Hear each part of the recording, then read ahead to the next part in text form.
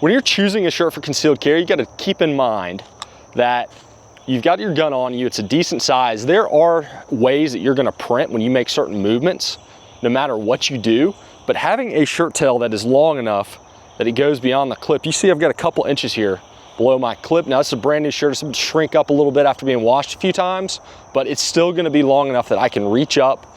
The clip's not gonna be exposed. And there are also things you can do, like instead of reaching up like this, you can just reach up, keeping your shoulder level. It's not gonna draw the shirt as high, but you wanna make sure it's not super tight around your waist or anything that's gonna cause the gun to print. You're gonna have to take into account your torso length, what your build is.